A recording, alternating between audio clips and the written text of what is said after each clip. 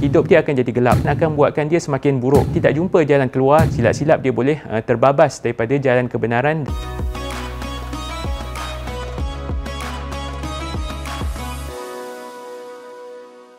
Sabda Rasulullah sallallahu alaihi wasallam dalam Sahih Bukhari, semua amalan anak Adam itu digandakan 10 hingga 700 kali ganda, dan Allah Taala bercakap kecuali puasa.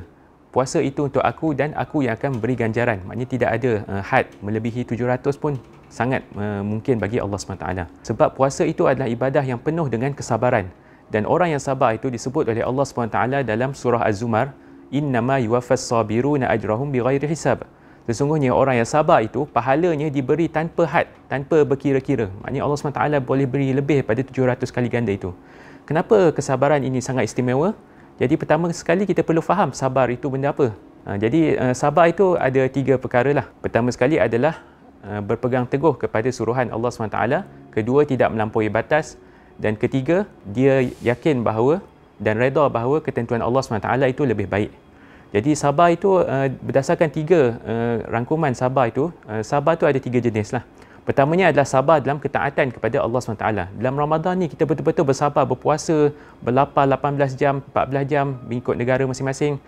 Sabar dalam bab menjauhi kemaksiatan. Itu adalah jenis sabar yang kedua. Menjauhi larangan Allah SWT, tidak melampaui batas, tidak bergaduh, tidak mengumpat dan sebagainya. Itu semua adalah yang menentukan berapa kali ganda, berapa ribu kali ganda Allah SWT akan balas pahala puasa kita. Dan yang ketiga adalah sabar dalam menghadapi kesusahan. Jadi sabar menghadapi kesusahan, musibah dan sebagainya itu diuji dalam puasa. Dalam puasa kita menghadapi ujian kelaparan, ujian perasaan mungkin berasa tidak stabil dan sebagainya kerana tidak makan dan tidak minum, dahaga. Jadi itu semua adalah latihan untuk diri ini menjadi sabar. Rasulullah SAW disebut tentang kepentingan sabar ini dalam hadis ke-23 daripada hadis 40 Imam Nawawi dan dalam Sahih Muslim juga. Wasabru dia. Sabar itu adalah cahaya yang terang benderang. Okay? Dia ni seperti cahaya seterang matahari. Orang yang sabar itu bila dia ditimpa kesusahan, bila dia menghadapi ujian hidup, dia akan nampak kebenaran itu dengan jelas. Dia tahu apa yang dia patut lakukan. Orang yang tidak ada perasaan sabar, dia mungkin akan hilang punca. Kefakiran mungkin boleh membawa kepada kekufuran. Kuasa mungkin boleh menyebabkan dia menjadi zalim dan sebagainya. Jadi orang yang tidak sabar itu, hidup dia akan jadi gelap. Ujian akan buatkan dia semakin buruk.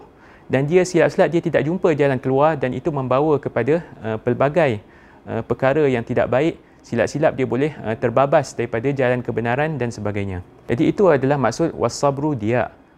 Kesabaran itu adalah cahaya yang terang benderang yang akan menyuluh hidup kita bukan dalam bulan puasa sahaja, tetapi sepanjang tahun dan hingga ke pengakhiran hayat kita. Dan saya tutup tazkirah ini dengan satu ayat Quran yang sangat penting. Allah SWT menyebut tentang golongan yang paling baik.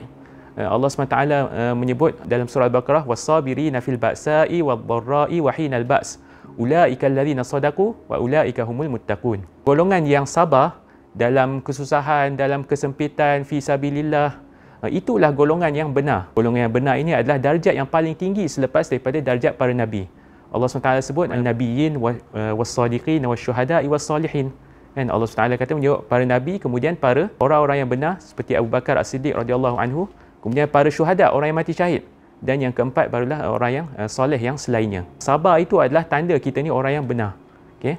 Orang yang tidak sabar itu maknanya kebenaran dia tu kurang lah. Okay?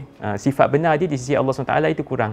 Dia boleh bercakap, dia boleh bersembang, dia boleh menunjuk-nunjuk, dia boleh tunjuk dia lebih alim daripada orang lain, tapi rupanya dia tidak sabar. Dia tewas juga dengan maksiat dan ujian dan sebagainya. Semoga Ramadan itu membentuk kita menjadi orang yang sabar, orang yang benar dan dicintai oleh Allah SWT dengan pahala ganjaran yang tiada batasan. Assalamualaikum warahmatullahi wabarakatuh.